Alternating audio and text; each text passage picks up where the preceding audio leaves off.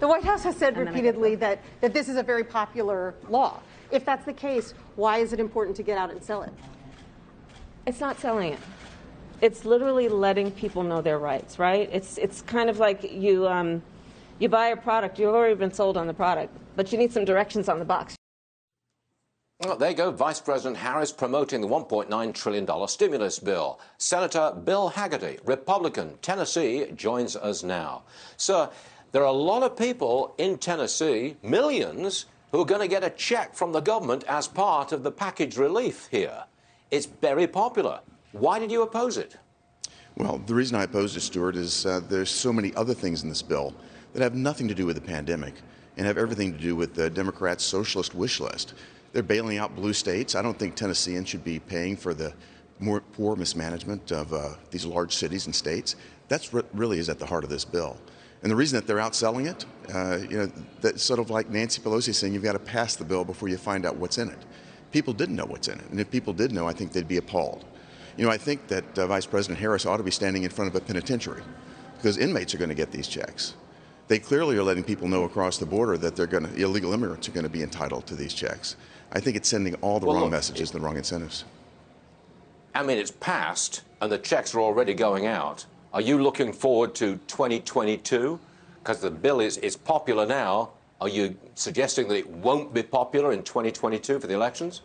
Well, Stuart, I think what's going to happen is the impact of pouring all of this economic stimulus into the economy is going to slow our economy down. It's going to have a very negative impact in the long run, and I think that it will be felt. The negative implications of this will be felt. It's also putting more debt on the backs of our children, and that's really something I think that many, many people are troubled by. Okay, you are on the Senate Foreign Relations Committee. I want to ask you about the Olympics in 2022, scheduled to be held in China. Yeah. Should we boycott those Olympics?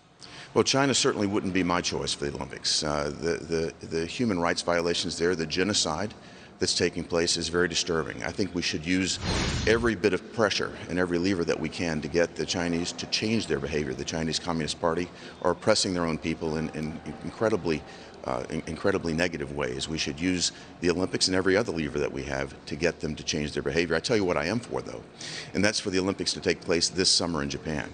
That's a great opportunity, something I want to see happen. And as Japan recovers from the pandemic, I really hope that our athletes who had to wait for a year will have the opportunity to compete in Japan this summer.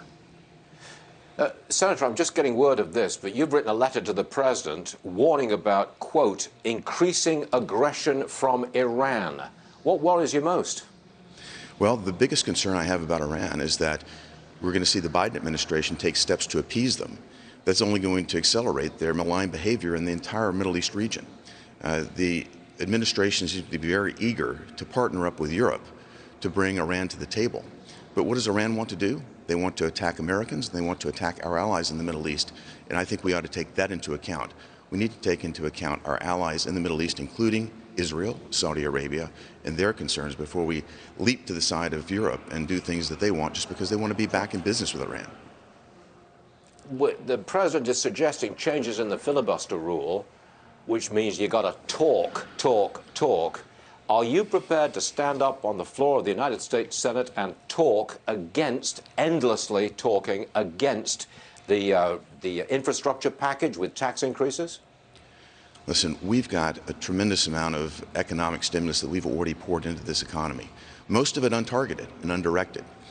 With respect to the infrastructure package, I think we're going to have to see what is moving down the pike in our direction. But again, we've got to take into account our economy and our progress. And I think we're very, very concerned about what may be included in this bill. So indeed, I'm prepared to do whatever it takes to stand up and fight against wasteful spending at any turn. Senator, first time on the program. We really appreciate it. Come back and see us again soon. Thank you, Stuart. It's great to be with you. Thank you so much. Sir.